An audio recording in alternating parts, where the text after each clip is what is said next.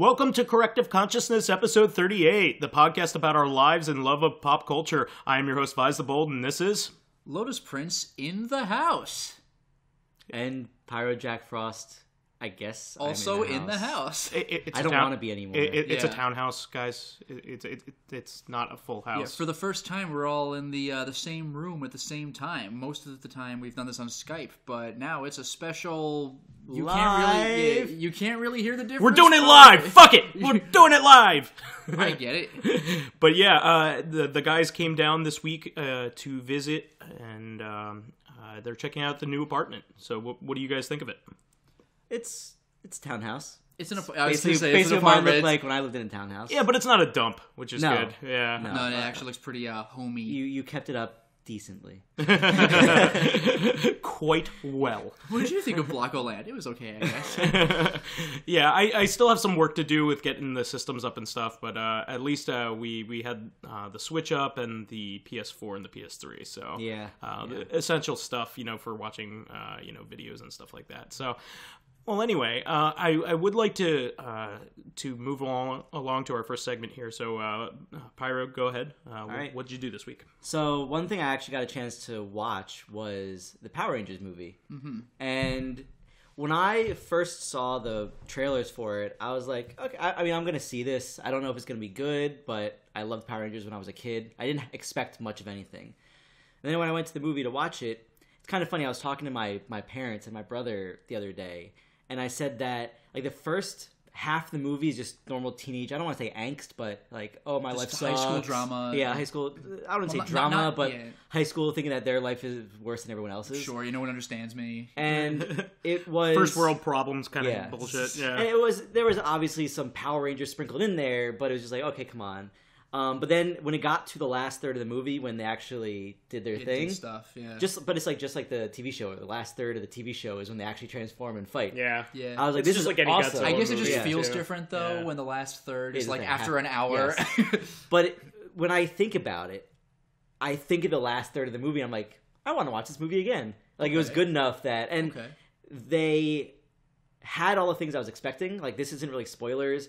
They say it's morphin time. Alpha goes, I. Rita says, make my monster grow. Yeah, I heard about that. And they have the themes, like the theme song, like the Go-Go Power Rangers, like the original, but more like the movie version of that. Yeah. Well, what I like is one of the first things that I was excited about is that Bryan Cranston was Zordon, and Bryan Cranston was an extra in the original TV show. Actually, another he voiced a couple of the old monsters. Rita Revolta. Oh, he was Rita Revolta? No. The skull guy? Yeah. He was the skull guy. Yeah. Oh, my. He was Rita Revolta, the brother of... Oh, so, wow. The other thing I found is interesting is, if you didn't know this, Billy, the Blue Ranger, his last name is Cranston. Yeah. Oh. And they named him Billy Cranston because of... That's amazing. Bryan Cranston. Yeah. I did not know that. So it's really cool that they got him to return to be part of the new one, even though he's a much bigger star now. Also, another interesting fact that I was looking up like these weird facts of Power Rangers. The Black Ranger in the original is missing one of his fingers. I heard about that. And I didn't know that, but then I watched the original episodes after the movie because my girlfriend and I come back and we're like, hey, we want to actually watch the original, see what it's like. And we saw that. Can't unsee it, right? Yeah. And then the first time I saw it, I'm like, okay, yeah, I can't unsee it now because I notice it every single time. It's kind of like the Joker's mustache. Like Cesar Romero. Yeah, Cesar Romero's in the '60s mustache. Batman show. Oh, really? Yeah, they don't do. He doesn't shave his mustache at all because like. All the villains. He's a Latin lover. All of the villains on the '60s Adam West Batman show. Every single time on the episode, it says like with a special guest villain appearance by. So like there are all these celebrities that you should know from other things. Mm-hmm. So Cesar Romero, like maybe he's famous for his mustache. You could kind of maybe see it on TV and the DVD, but on the Blu-ray, like. Boom! Like you're not missing that. I mean, '60s over-the-air television, like you probably weren't going to see it. It probably blended all in. It's been a while since I've seen. Well, on TV it might be one of on TV it might be one of those things where your friend says, "Hey, you can see his mustache," and you're like, "What, really?" And you look for it, but on the Blu-ray, it's like, it's clearly there. Come on! Like they just painted over. And by the way, another little nod, also regarding missing fingers, is from the original Star Trek, Scotty. Like, I think he lost a finger or two, like, in the war or something, and he's always positioned in such a way that, like, he's gripping the table or something, so you can't see his whole hand. Yeah. Like, if you look for it, you can eventually see it, but it's one of those deals. We were thinking that they would try to avoid showing the missing, but it's not... First of all, it's not easy to do that. Yeah. And two, they didn't really try that hard, it seemed to... Okay, fair enough, yeah. But it's like, because, I guess, when you think about it, the point they want you to take, like, to look at is not where his hands are. They keep the focal point of the shot away from his hands. Yeah, the face or like kicking or something or punching. So something will happen, so you won't even notice. But yeah, but it was a good movie, and I wouldn't mind seeing it again in theaters. Sure. And I heard it was doing okay, so I'm really hoping it doesn't have to get a second one, because I would like to see them continue with this. I was fully expecting it to be hot garbage, because come on, I mean, like even the original movie is mad. Well, the original movie is particularly bad. Yeah. I remember when I saw it, but it just is. But yeah. But the funny thing is, if you go back and watch it now, I didn't notice it at a time. Maybe other people did, but like you really cannot miss how awful the CG is at the very end. Yeah, I remember, it was even bad for them. Yeah, we watched this movie like during or after college or something with one of our friends in the graduate school program, and he was watching this with us, and he was just like, "What's a texture?" And I was like, "That's a good point." I mean, it was not as much fun as watching the TV show. Certainly the original movie. So I think that's like the big problem with it, and it's great to hear that it was a decent movie. And the thing is, obviously there are parts in it that anyone who might have been a huge fan or just somewhat fan might complain about, because obviously they're not going to make it exactly how everyone wants to see it. Yeah. But it was a fun movie, and it was definitely worth seeing it in theaters. That's cool. So I went in thinking that it would be an okay movie. Went out thinking when it comes on Blu-ray, I might want to actually pick it up. Nice. So the only other thing that happened this week is that I have not got to play Persona 5. And it's more me twiddling my thumbs and continually check game facts to get more information, and watching videos and like I should not actually watch more information. Not ruining it for yourself. It would only be like the first part of the game that I've already seen, because I played a little bit at my friend's house, so it's not anything spoilery. But it's more I'm making it worse for myself by continuing to find more information on it. And I've just been I haven't been able to get myself to actually play any other game, because I'm like...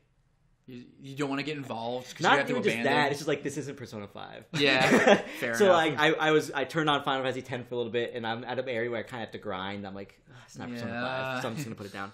I actually installed Final Fantasy XIV, the latest online one, because I got an email saying like, hey, they've extended the free edition to level 35. So I'm like, nice. Cool. But I didn't realize that because I actually paid for it at one point in time and had a character that was higher than level whatever, but I couldn't get in. So I'm like, okay, well, I'm not playing this. I downloaded it and everything, and I was wondering, why isn't it working? It's like...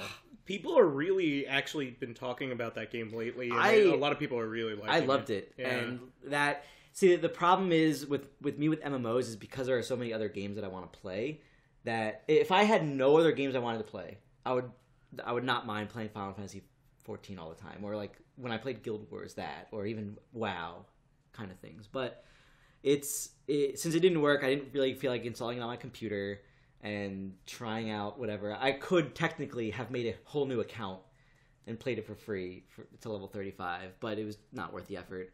And then I was like playing like some phone games and just bouncing back and forth between games because nothing could really hold my interest. So I'm really hoping that it comes and I can actually get on with it. The struggle is real, especially when this is like, this is your jam. Yeah, and it's something I've been looking forward to. I was looking at it, and people have ordered it before me apparently, but I ordered it in like September. Yeah. So I've been waiting for it almost for like 7 months, and I heard about it like several years ago. So it's funny, and I think I mentioned this last time, how when it was announced, let's say it was 2014, I don't remember what year it was, but between that and the next couple years, it was like, okay, it's not gonna be a while, I can wait. And then when it pushed it back from February till like February, let's say, then I was like, whatever, it still wasn't for a while. Then when they pushed it back from February to April, I'm like, well, it's okay. It was coming up in like a year, but I can just wait 2 months longer. But now it's like a now day that you're away. There, 2 months it's more. It's like, God damn it, when will this day end? Yeah. But that's been basically my week. So, Lotus. Okay, well, for starters, I'm going to cover some familiar ground here. I guess I'll just to get it out of the way, because you know it's going to get to that point.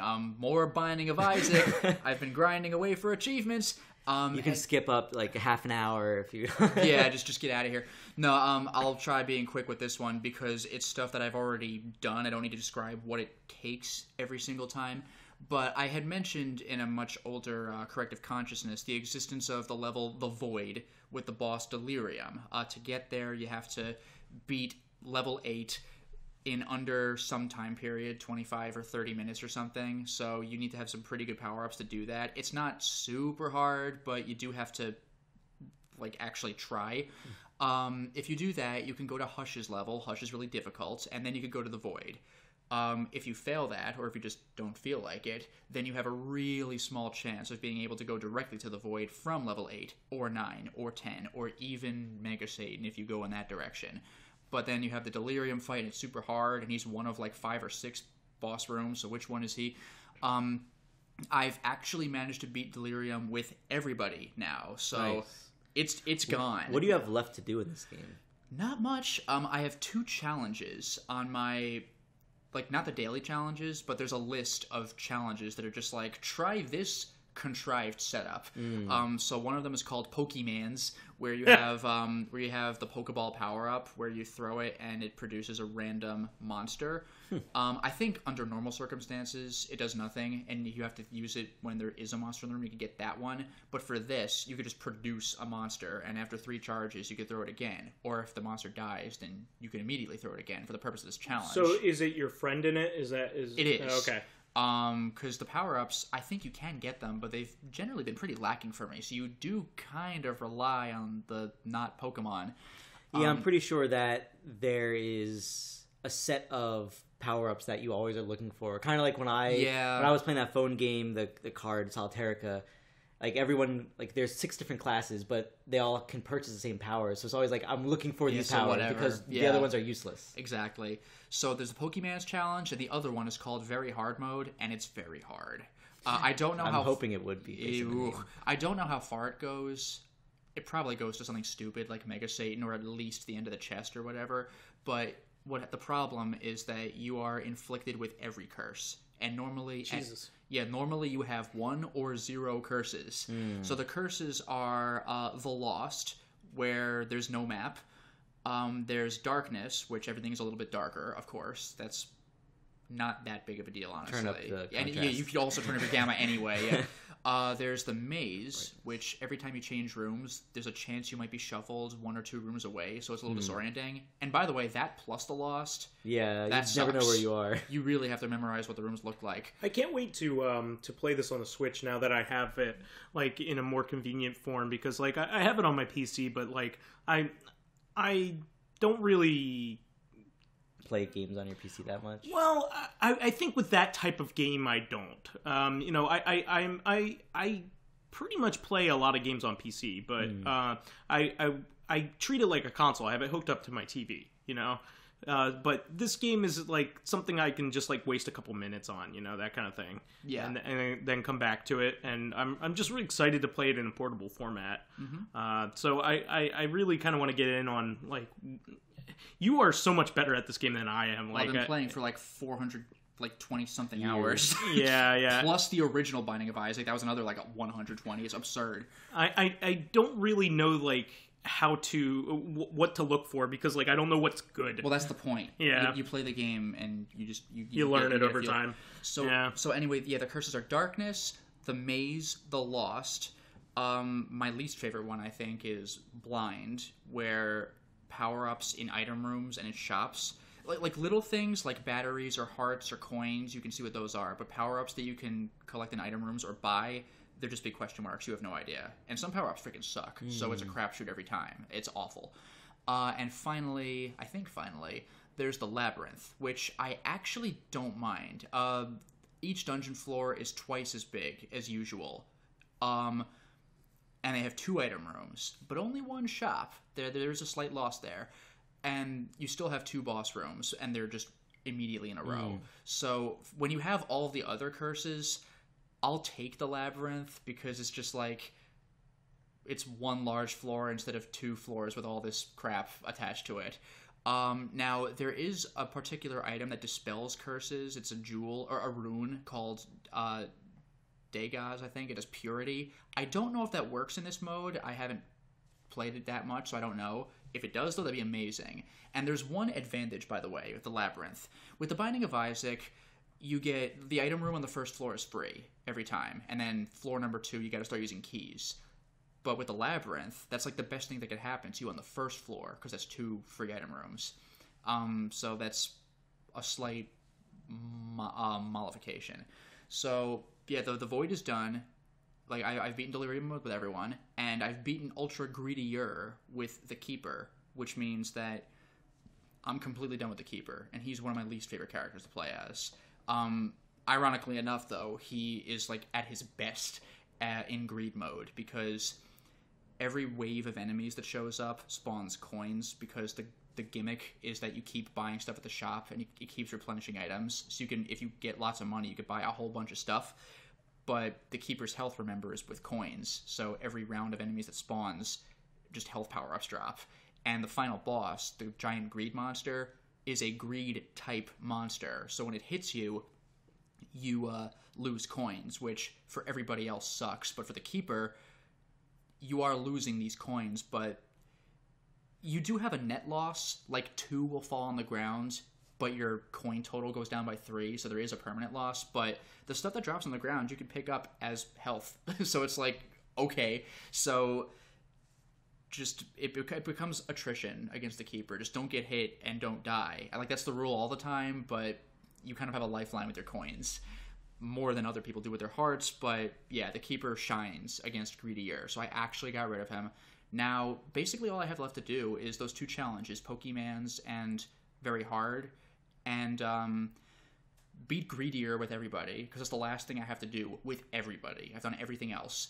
And then just the cleanup achievements, like, now that you've unlocked every item, encounter those items at least once, so you get the You Got Everything achievement, and then that should trigger the platinum stuff. Nice. There's a chance there might be some weird in-game thing I have to do that I have to look up, because there are some weird shenanigans, like there's a card called the blank card, which mimics the effect of a card you have without expending it. And if you have the sun card, but you use the blank card, that just gets you an achievement. Like, there's some weird stuff. Like Magic the Gathering in that. Yeah, it's like, I don't freaking know. Yeah, so, like, at least for the basic achievements, though, beat Greedier, get all the items. That's as far as I know, because I'm missing, like, 26 or 28 achievements, but when I beat Greedier with somebody, that's the last thing I have to do with that character. So you get an achievement for beating Ultra Greedier, and you get an achievement for having completed a character. So every achievement I do is going to get me 2 achievements, and there's lots of characters to play as. So that I really might be on the cleanup phase now. It's just that Greed mode sucks. Like, it's fun to just play, but if you want to beat it with every character, it's like, oh god, come on. So that's Isaac. Yakuza 5, I actually was able to advance in the story somewhat. And you know what's funny? I had mentioned that I had put up on YouTube because it was just so cool. Kazuma Kiryu versus just an entire side of a clan. I want to see that. Of a clan war. I want to see that. It's fantastic. Now here's the thing. The next character I played as, the brute of the group, Saejima, he has a similar situation, only it's not at the end of his character story. Each character has 4 subchapters. Kiryu's, that's how it's concluded. It was chapter 4. Saejima, that was chapter, I want to say 1, and then he does other stuff later. I am now on chapter 4, and I'll see where that goes. But it's great. I had mentioned that Kiryu sees 2 sides of a war. He just shows up. One of the sides knew he was coming, the side he was helping, and the other side, he took completely by surprise. He's like, I'm just going to fight all of you for them. And they're like, what? But Saejima, it's different. He starts in prison. And one of the guards is aware that there's a major corrupt situation going down, because there's all sorts of shenanigans going on in the Tojo clan that I'm not going to describe, but it's like, it's urgent. And there's been a lot of focus on messing with Saejima from other inmates, and we don't quite know why, just that they're jerks. But now one of the guards is like, he's a stickler. Like, this guard's a hard ass, but he is professional. Like, he's an asshole, but, like, a professional asshole. It's like I'm not going to give you any, concessions. You're Yakuza, I hate you. But I see someone's bullying you. I'm not going to let that slide. If you would like, I can put you into solitary for, 3 days so you can get away from that guy. Like, he'll be willing to make, weird legal concessions. But you're not getting parole. You're a Yakuza. You suck. But now he's aware you're starting to be targeted by other people. And he just became aware that there's been an influx of, like, an insane number of inmates that's, like, disproportionate to what they usually get. And he's like, I bet you they're here to kill you. So I never thought I would be doing this, but here's the key to a snowmobile. I'm going to leave a couple doors open. I want you to break out with this other guy. And it's just like, and I want you to find out what the hell's going on. I can't do it because everyone's looking at me. I work for this organization that seems to be in on this conspiracy. So you get out there and do something about it. I'm like, wow, okay. So with Kiryu's big fight against everybody, he showed up and volunteered. With Saejima, he starts going to the prison yard. Everybody is supposed to be gunning for him. So it's amazing. I told you that Kiryu had that incredibly badass line, like, if I just fight an entire side of a war by myself, are we good? And everyone's like, what? Are you insane? With Saejima, he's going up against 50 to 70 guys like Kiryu. They're supposed to fight him. It's going to happen. But Saejima has an equally badass speech, but a very different attitude. The guard told him not to kill anyone. He wants whoever is responsible for this brought in alive. So the guy you break out with, you know, you're both just standing there and you see this crowd looking at you. And Saejima looks at the guy he's with and he's like, got a question for you. I know the guard told us not to kill anybody, but for trash as low as this, do you really think he would still feel that way? And the guy's like, yeah, honestly, I think he would. So Saejima's like, all right. So he calls out to the crowd, all right, guys, listen up. I'm not going to kill you. Instead, I'm going to beat you so badly that you're going to regret this pain for the rest of your life. I'm going to teach you that sometimes death is the easy way out. And he just rushes everyone. It's amazing. And one of the inmates who had been, like, literally torturing him for, like, about a year, like, once a week, gets in on the fight. And again, like, if Saejima's going to kill anybody, it's totally going to be this guy. But he pulls a Kiryu where he does one super hit that you think is going to be the killing blow, but wait, he hit just at the side of the guy as a warning. Like, Kiryu did that to the guy at the end of his chapter. He punched through a car window, and it's like, that's the Goku Frieza moment. It's like, that's your warning, you know, like, mess with me again and I will actually kill you. With Saejima, the guy's on the ground, so he does, like, a giant stomp just to the side of the guy's head, and he's like, don't worry, I'm not going to kill you. But then he, like, stomps the guy's left wrist, because that's where his right foot is, and he stomps it like 8 times. It looks so goddamn painful. Like, there's like blood like all around the wrist by the time he's done. Like, that thing is freaking powder. Like, I promise you. Like, Saejima's, again, the brute of the group. His stomps are, like, unbelievable. So, like, that looked really uncomfortably painful. Like, Kiryu and Saejima, I didn't mention this for Kiryu, but both of them had really uncomfortable, just beat the ever-living hell out of the main guy responsible for this moments.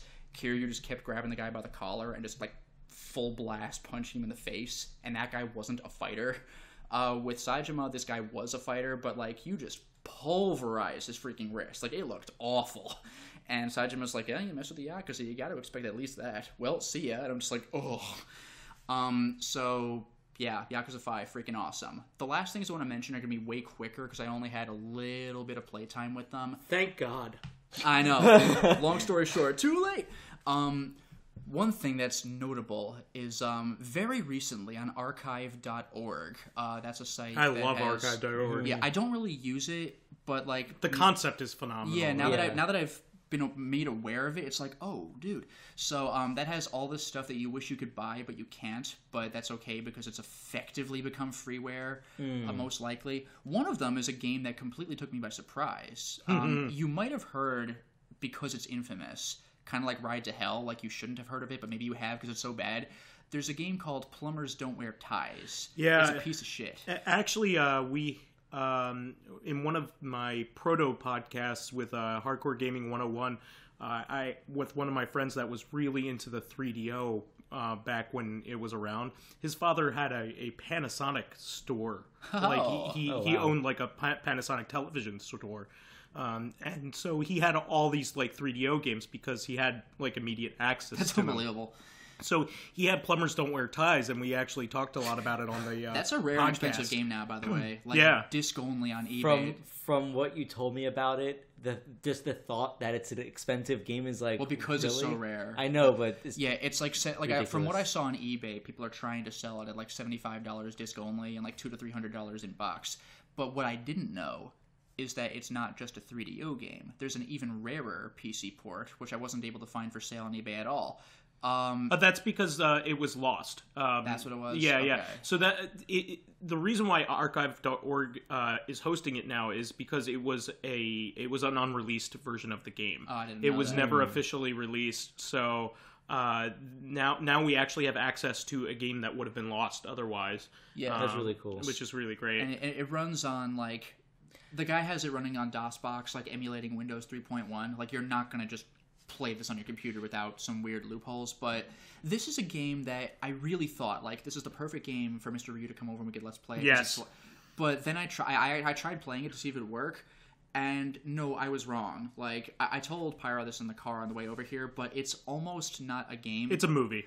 Yeah, I mean, like... with options. That's the thing, yeah. It's like playing a DVD. Yeah, you have, like, 3 options of what your character should do, and then there's no subtitles, it's just voice acting. Like, that would be a game, if I ever got into streaming, I could stream it, but, like, as a Let's Play, there's really no room for commentary, because these scenes go on for a while. But the funniest part about this game is that it's, like... I mean, if we knew how to code, literally we could have made the game, because... Well, so I could make the game. Yeah, I guess you could. You theoretically could, because it's not a movie. Well, we should preface what the concept of the game is. Well, you're trying to have sex with a woman. Yeah, that's but the game. It's supposed to be like a sexy game, like for adults, but it doesn't really even have any nudity in it. Like, it's supposed to be like almost like a pornographic game. Like, oh, kids can't play this game, but there's no nudity in it. I think there's like a butt cheek in it somewhere. Yeah, maybe. Yeah, and the voice acting, by the way, sounds like porn actors. It's like, oh, yeah, hey, like all the time. But no, but like, the thing is, it's not even movies. They're still images. Yep. With voiceover. It's a slideshow. It's so bad. It's like, it's hilarious, but it's like. It's the kind of game Is where... there any animation, or is it just still picture? No, okay. None. Like, no, this is the kind of game where if people... Like, sometimes my viewers will be like, oh, you should play this game or that game. Like, I've had a few requests for Metal Gear Solid, and I'm like, I can't play that because it's like... It's mostly a movie. 40 minutes where you just watch a movie. But with Plumbers Don't Wear Ties, if people knew I had access to this, now they do, but if people knew I had access to this, I could easily see people going, dude, you should play that game. It's so hilariously bad. But, like... It's one of those things, like, be careful what you wish for, because it's not fun, even to watch. Even with Ride to Hell, people were going, like, any given installment of this game is funny to watch, but when is this going to be over? It's so samey. That's Plumbers Don't Wear Ties. If I played that game for, like, a half hour, I think people would love it, but if I wanted to beat it, it's like, okay. Now, the other game I wanted to bring up, this is how I even got into archive.org at all, is that someone on a forum I went to like the video game section, and I don't see these topics often, but it's kind of cool when you do to see if you can figure it out. But it's like, hey, there's this game from my past that I can only give you a vague description of, and I don't remember what it's called. Does anybody have any idea? And it's fun to see if you can get on that. I had no idea, because when it comes to DOS games, that's like you don't know anything. What? That's like me with Zoom Beanies. You played Zoom Beanies? This old it's on Steam now, dude. I love Zoom Beanies. I love that game so much. Yeah, we played it back in the day too. The game that I wish I could go back to is Space Jockey on the Apple Macintosh. Oh wow! It was like almost like a Galaga type game. I used to play it back in the computer lab back in middle school. Yeah, but this was a game where someone couldn't figure out the game. Somebody was actually able to answer this question though. And when it comes to DOS games, you never know. There's like a million billion freaking DOS games. But someone mentioned, oh, you could at least try searching for its ID on archive.org maybe. And I was like, archive.org, eh? So I went ahead and searched for a game I haven't seen since like my CD-ROM of like 80 shareware games. And they actually freaking had it. God of Thunder. Another one is Chips Challenge. It's on Steam. Yeah, it's on Steam. And Chips Challenge too. Yep. Yeah, they just made a sequel to it. Yeah. Yeah. Anyway, God of Thunder, it's almost like DOS Zelda, now that I look at it. But the way the screen scrolls and everything, and they got the little doofy enemies running around, and you can kill them easily.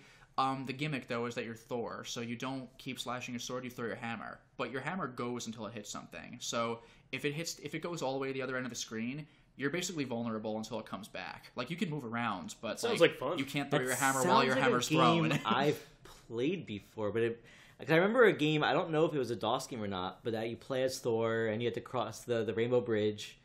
And... Okay, I don't know if we're doing Rainbow Bridge. You have to cross a broken regular bridge. Okay, but there was a game that I remember playing, which is a similar idea, I guess you could say, but it's probably not related. And by the way, I gotta admit, music holds up. Like, because a lot of DOS games, you never know, because the old Sound Blaster chips and everything are kind of like, ooh, if you ever look up Weird Dreams on the Amiga, that game's soundtrack is freaking gold. Way better on the Amiga. With DOS, it's horrible. So like with God of Thunder, actually really good. The sound effects are pretty good. The music's pretty good. Like it really is. The game's almost exactly how I remembered it. So that's a game I absolutely want to Let's Play at some point, because that is a serious nostalgia bomb for me. Like, if you look at the game now, you might think, like, oh, it's okay. But, like, I happen to have a history with it, and, like, it's just super cool to be able to actually play through it. Because I've never actually beaten any of it, except for, like, Episode 1, because that was shareware. So it'd be really cool to be able to do that again. So, yeah, I think I've gone a little long, but that's my piece. So how about you, Vice? As expected, I'm still pretty much dedicated to playing Breath of the Wild in my spare time. I don't have a whole lot of spare time because my job is a very time-consuming one. I work more than my required hours every single week.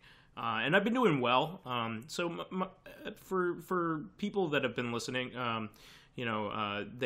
you guys know that I have been in my job for about like 6 months or so, or 7 months, but I didn't get into the actual role that I was supposed to be in until like about a month ago. And that's because they had me in like rotations learning like the other aspects of the business, because I'm a salesperson, so they want to make sure that I understand like all of the work that goes into the back office stuff, so they know so that I can be a better salesperson. And the salespeople at this job are like the heart of the job. They run the entire business, so it's a really important job for the company. And so I'm a mortgage salesperson, and I have since become either number 1 or number 2 in most metrics in my pod, which is 15 people. So I've been doing really well, but the other end of it is that I've been working a lot, and I've been getting sick and things like that, just because like I have been working so hard that I don't have much time to rest.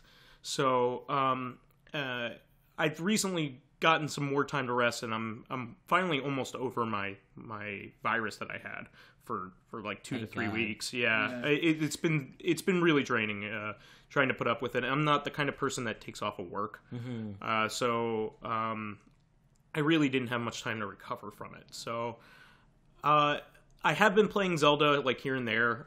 Every once in a while I get like an hour to play it when I get back. And so I've finally gotten to the point where I beat all of the dungeons, the 4 dungeons in the beginning of the game. I just beat the Gerudo Fortress. Nice. So they're called the Divine Beasts. You beat these 4 Divine Beasts, which are actually like masqueraded dungeons. And then you move on to fight Ganon after that. I'm curious, because I knew nothing about the Divine Beasts. Are they each different animals? Yes. Are they a turtle, a bird, a dragon, and a something else? No, an elephant. A tiger.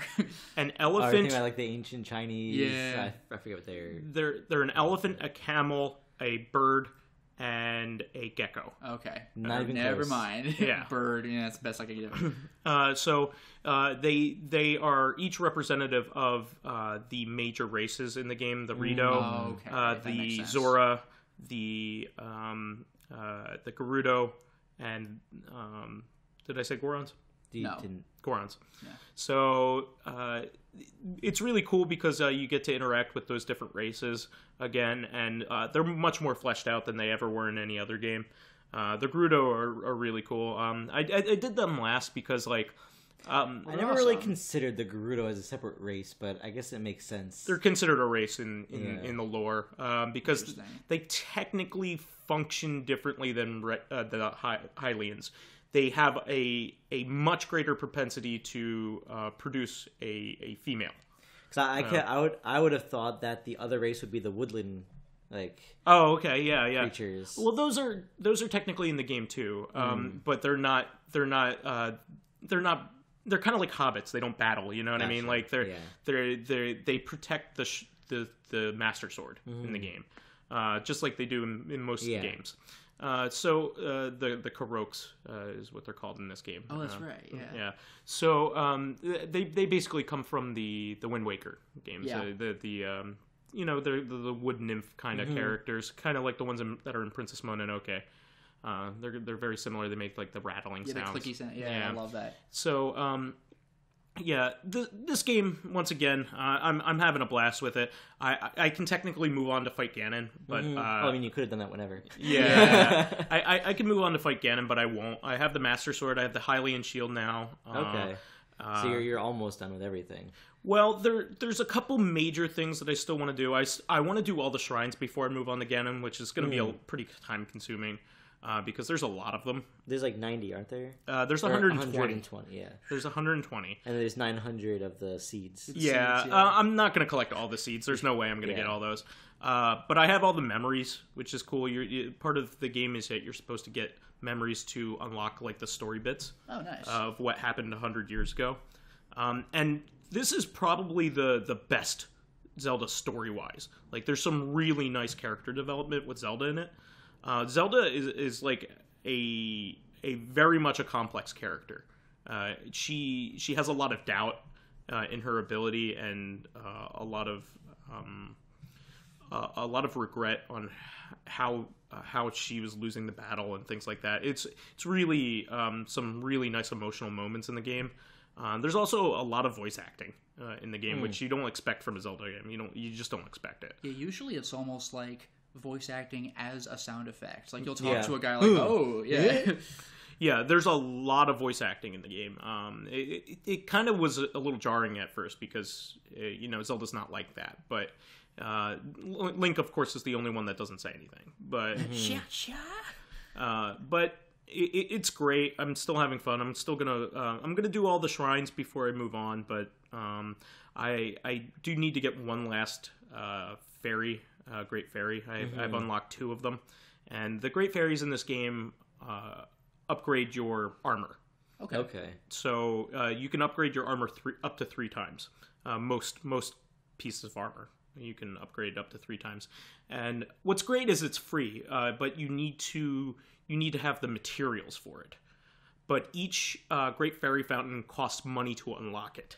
So the first one's something like 100 rupees. The second one, the one after that's 1,000. The next one's 10,000 rupees. It's ridiculous. It's literally the most expensive single thing in the game. Like I said last time, the most expensive thing you see in the beginning of the game is like you could buy a house for 3,000, and you think that it's kind of a joke, like you can never do it. No, you can get there. It just takes you a long time. And then you have to pay something that's 10,000. Yeah, and then you have to get to 10,000. And it's technically optional, but I want to upgrade everything. That's part of the fun of the game. I'm curious how, I don't want to say easy, but what the difficulty of the Ganon battle will be if you've upgraded all the way. Because the same thing happened with me in Horizon Zero Dawn, is I got everything before I beat the game, and it was really easy. The final boss. I imagine it's going to be really easy. I just want to do it because I want it to culminate in something at the very end. It makes me think of Majora's Mask. Did you ever beat Majora's Mask without... I've never played it. Okay. With the Fierce Deity Mask, it's very easy. Yeah, because without the Fierce Deity Mask, it's actually pretty tough. And it's a genuinely challenging 3-phase fight. And you're like, oh man, now I got to get this pattern down. But with the Fierce Deity Mask... Z-target him, close your eyes, swing that sword. You do that thing where your sword shoots, like when you have full hearts on Link to the Past. You just wreck him. It's ridiculous. I'm usually in the mindset of getting everything first, just because multiple things is, 1, I want to get everything out of the game. Yeah. And 2, because when you think about it, if you were in that situation, you would want to prepare as much as you can for the final battle. Yeah. And no matter whether or not I'm interested in games like with a challenge, it's just that's how I feel makes more sense story-wise too. Yeah, at times. So you guys kind of just reminded me that it's kind of like almost like the structure of Majora's Mask, in that the thing about this game is that it's not about the main quest. It's more about doing all the stuff that's put in front of you. In Majora's Mask, the entire game is doing the side quests. I mean, that's what's fun about that game. Because the main quest is inevitable until you've done most of the side stuff. And before that game specifically, there wasn't a lot of character development in Zelda. And in Majora's Mask, there's a lot of really cool side stories with a lot of different characters that have complex stories. But you know what's ironic about that, though, is that you figure that out. Yeah. But they don't remember that you figured that out. Because even when you beat the main They're dungeons... stuck in hell, yeah. Yeah, even when you beat the main dungeons, the ones you have to beat, you'll still keep the upgrade, but as soon as you revert time, because you're running out of time, that dungeon is now... I mean, the keys have unlocked the doors and everything, but the dungeon is, like, story-wise unbeaten. So, like, but at the end of the game, you basically have, story-wise, like, you have the upgrades, but what has happened in the town... You've accomplished nothing, except you're now about to fight the final boss. Yeah. It's so bizarre. It's purgatory. Like, everybody's stuck in their loop, and even once you solve it, the only progression is with you rather than with them. How appropriate that when you beat the game, the town's called Termina. Yeah, exactly.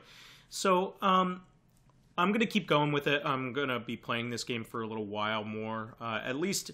there might be a point where I get really close and I have only a few more shrines to go, and I'm just like, fuck it, I'll go forward. But I don't think so. I think I'm going to try to do it, and that way it'll be that much more satisfying when I go to fight Ganon. But it's great, and I'll move on to something else after that. I'll probably move on to Horizon Zero Dawn or the first Nier. After that, I'll finally beat the first Nier. So I can move on to the sequel. I did want to mention here that Lotus picked me up a game that I've been looking for forever in the wild. I never see this game anymore. I'm very surprised you found it, and in complete condition at that. It's called The Calling. It's a horror game that was made by Hudson for the Wii. People that know us well know that that Lotus and I, Justin and I, really like horror games. We love playing them, and we love collecting them and playing them. And it's actually kind of funny because I was actually at Next Level in South Jersey, the retro game store, and they actually had a copy of Kuon, and it's like $160 now. Yeah, I got it for like. I got back when it was on store shelves. I got it for like $12 at a game. Yeah, me too. A game trader. That whole chain shut down now, but yeah. But it's pretty cool that you picked that up for me. I really wanted to thank you for that. I can't wait to play it. Oh yeah, you are welcome. Yeah, the gimmick, by the way, in case you don't know, I haven't played the game, but the gimmick is that you get calls, like on your Wiimote, kind of like in No More Heroes. You could turn that off if you'd like, but why? Well, for Let's Playing, it's great, actually. But for the actual gameplay, if you want to play by yourself, then, you ought to use the Wiimote by your ear. I also wanted to mention that I got one of the amiibos that I've been waiting to get. So I know Amiibo fever has kind of like died down a little bit. I haven't heard many people talk about them anymore. It's kind of no more new Smash Amiibos. Yeah. Well, I don't think the last 3 have been out yet. Well, they might not be out, but no more. I guess no more new Smash characters. So Cloud, Bayonetta, and Robin aren't out yet. I don't know about Robin. Not Robin. Corrin. Well, Corrin. Oh, okay. Yeah, because all 3 of those I think are like extremely highly hyped too. Yeah. Even if you're not interested in playing with them, like just having a Cloud figure, a Bayonetta figure, a Corrin figure. So there's been a mini amiibo resurgence, and I'm kind of going along with it because Breath of the Wild uses amiibos really well, especially like the Zelda ones. So there's some really cool things that you can't experience without them. You get Epona. It's the only way to get Epona is having the Smash Link. You do get other horses, but not Epona. You get Wolf Link as a character. He follows you around and protects you. That's awesome. There's special armor that you can get from it. There are rare items that you can get from some of the amiibos. So I bought some of the Breath of the Wild ones. I bought the horse riding Link, the Guardian, and I had some lying around. I had like the 8-bit Link, which is really neat. I have the Ganon from Smash. I have, or Ganondorf, I guess. I have the Smash Link, which is, I guess, a stand-in for Skyward Sword Link. And I also have the one from the Twilight Princess HD remake.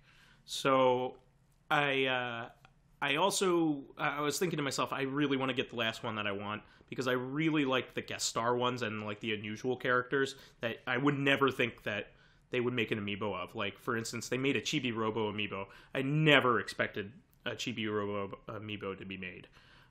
Because, like, he's not the most popular character in the world.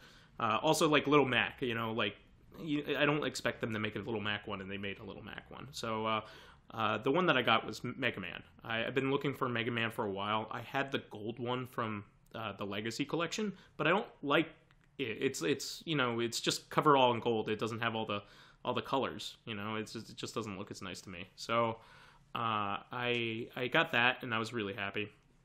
I also picked up Blaster Master Zero on the Switch as well, and I'm really excited to play that. I haven't gotten a chance to. Yeah, I haven't played the original, but I heard that it's a decent remake. That some things are good, some things are bad, but that's what happens. I think it's more just people are surprised that they decided now to remake. Yeah, Nintendo's like, remember Blaster Master? Like, what, you mean that game on the NES and like the PS1? Okay. Some people that I trust their opinion of, like Jeremy Parish, said that the changes were for the better. It's pretty much a remake.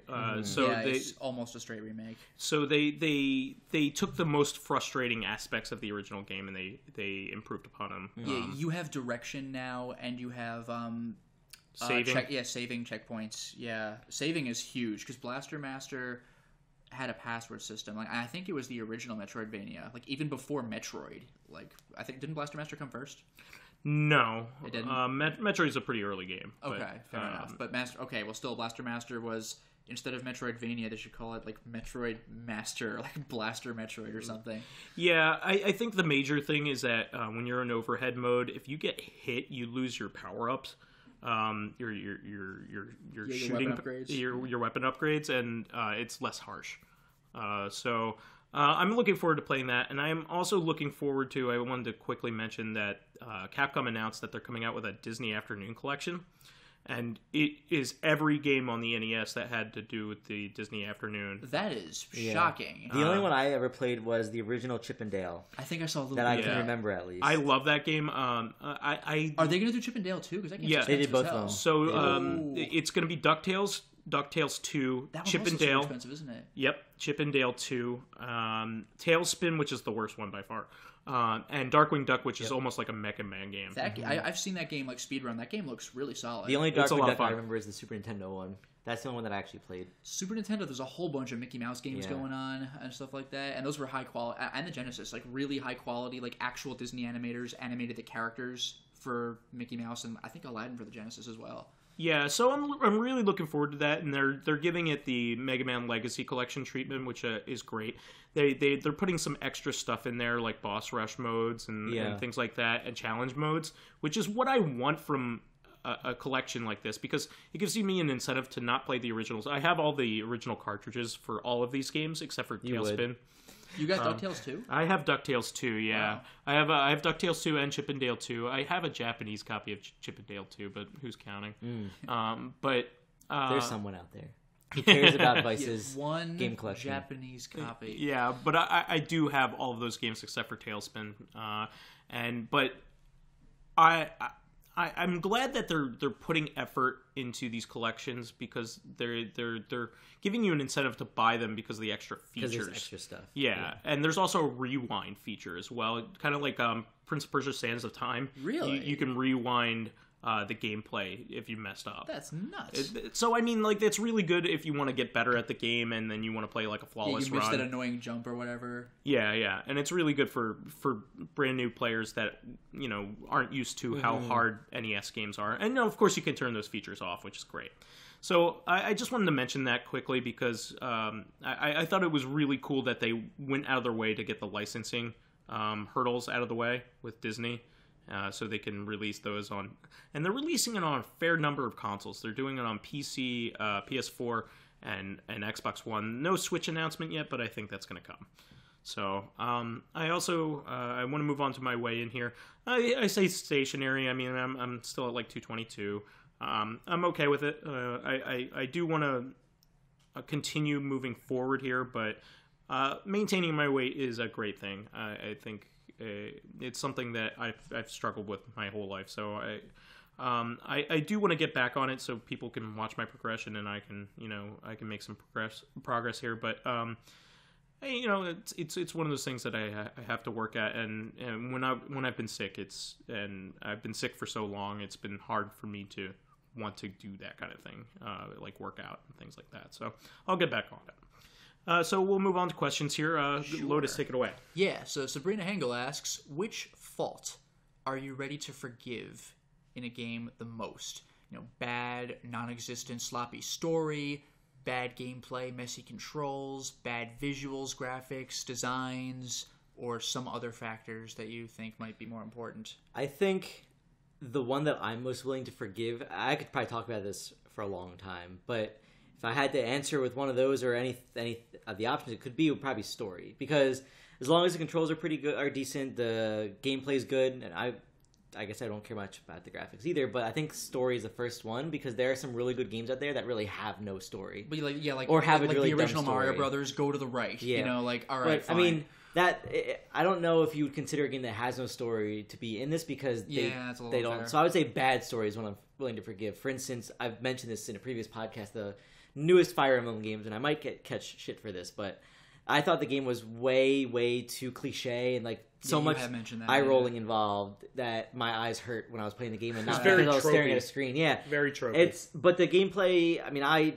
am realizing I don't like tactical games as much now, but I could forgive the story to get through the game. But if the gameplay is bad, then I usually will put it down because there's nothing keeping me involved.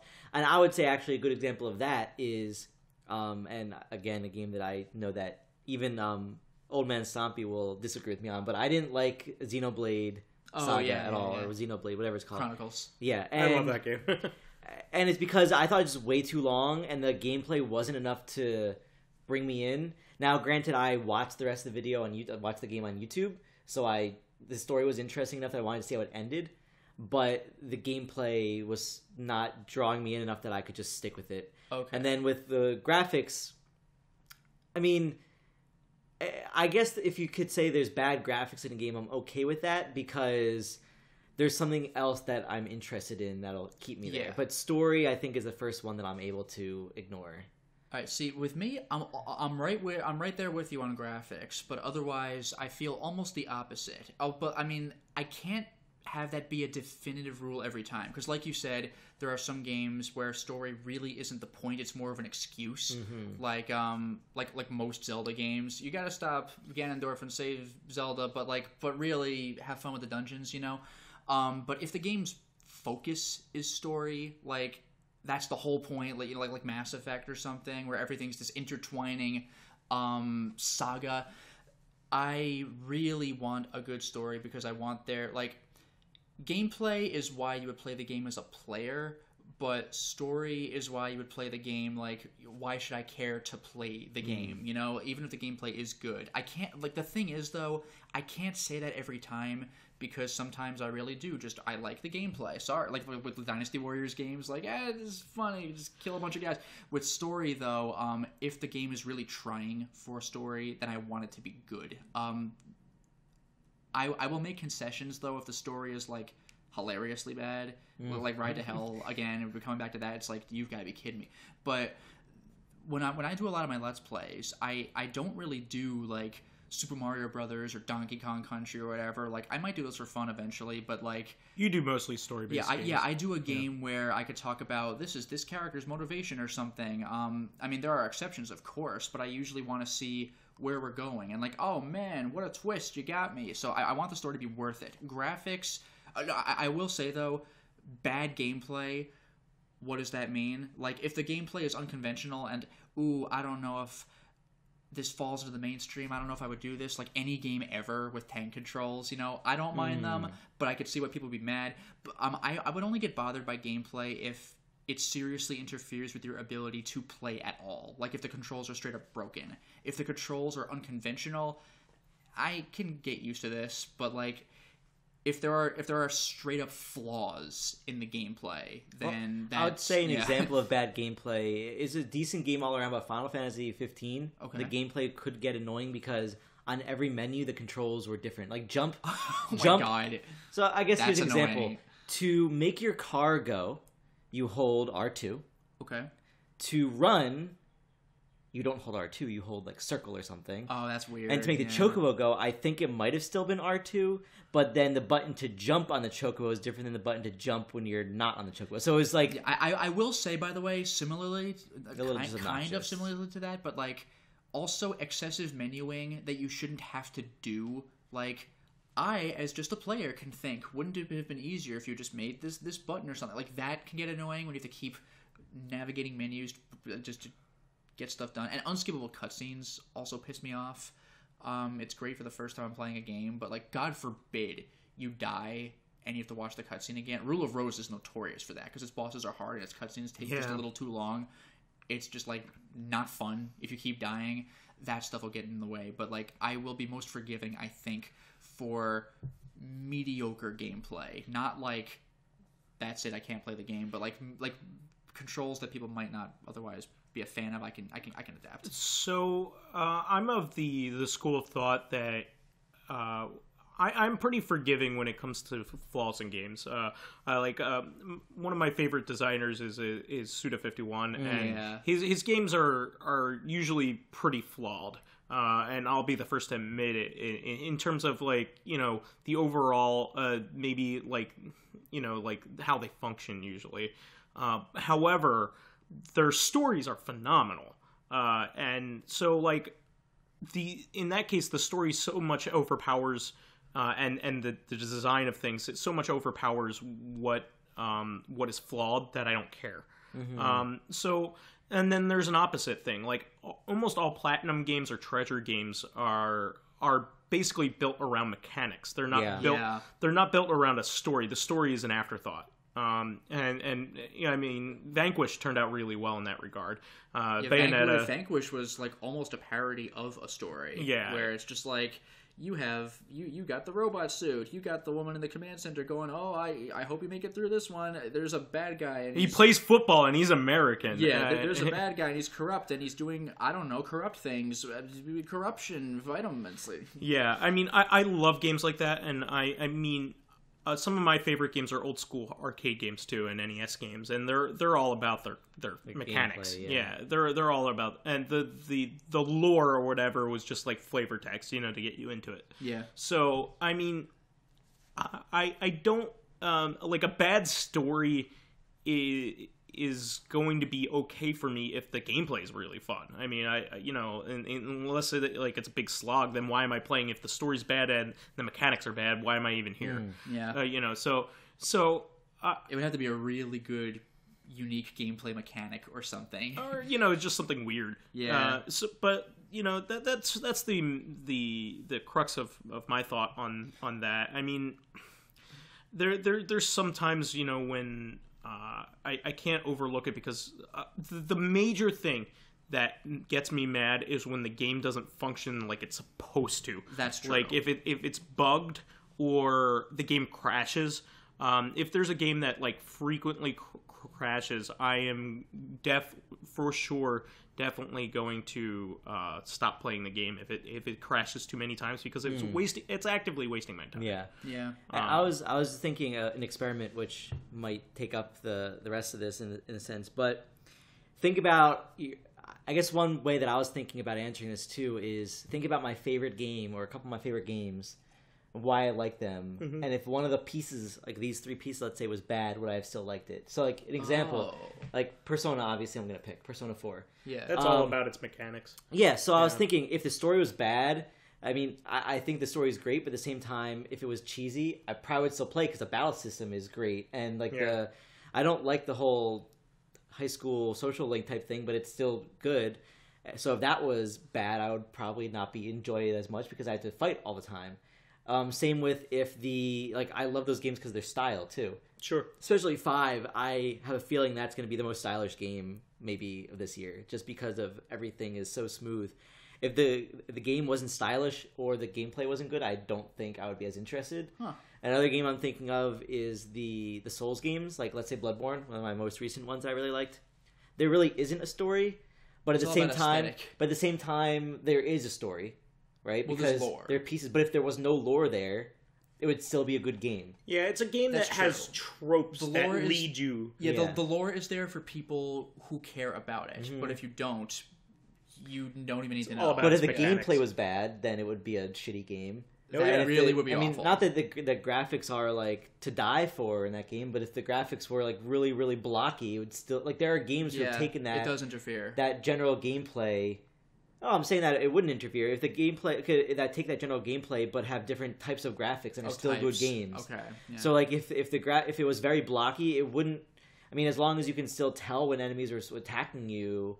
Or things you had to defend, it wouldn't matter. That is true. But the story is the first thing that could have gone from that game. No, easily. But Bloodborne is very much about its aesthetic, though. Not the Souls games in general have this dark atmosphere, but Bloodborne really... Yeah, that's the point I was making. It's all about its Victorian era kind of look and feel. Yeah, so the story is the first thing that could go. So that's why I still feel like story is probably one of my first things I can let go. I guess for me, if I want to give 2 games, I don't know if they're definitively my favorite, but, Silent Hill 2, for example, that game is all about discovering the story, the big reveals, the symbolism. So missing that would be a major problem. It already has mediocre gameplay controls, so that's okay. But graphics, nothing overly spectacular except for maybe the lighting mechanics. So like, story would probably really suck to go from that. But for Deus Ex, same thing. That game's a pretty good. Pretty to very good gameplay, but the story is like the whole reason you're there, even though it's a good... I would argue that the gameplay in Human Revolution is much, much better. Yes. But the story in the original is why you're there. Yes. Absolutely. So... I just want to say that the last thing I want to say is that it probably depends on game. Like, different games, they lost one of these 3. That's the thing, different might be worse, but so that also might be that the games that we're interested in. Yeah. Like, I would be interested in games that story wouldn't matter as much, where you would be interested, like Lotus, you'd be interested in games where leaning toward, like, however, though, Super Mario RPG has really good character moments of dialogue, but that's not quite story. So like, because the story is pretty basic, get the 7 MacGuffins, so it's like it's mini stories that make up a larger one in that case. So I think that's all we have time for this time around, and that's the show for this week. So I wanted to thank our Sabrina Hengel here for contributing her question, and please keep us supplied with more awesome topics by submitting questions of your own on the YouTube and SoundCloud pages. While there, please give us thumbs up, likes, and 5-star ratings on iTunes. It helps us promote the spread, promote and bleh. And spread the whole podcast over. No, losing followers.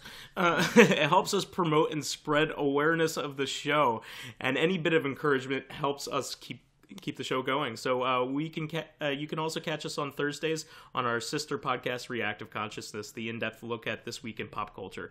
Finally, you can friend me on as VyseTheBold on Steam, PSN, Xbox Live, and Twitter. And you can hit me up as Lotus Prince on YouTube and at Lotus Prince, all one word, on Twitter.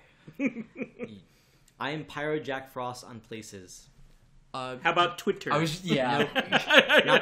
Twitter. Okay. But on other places, you could probably find me as that.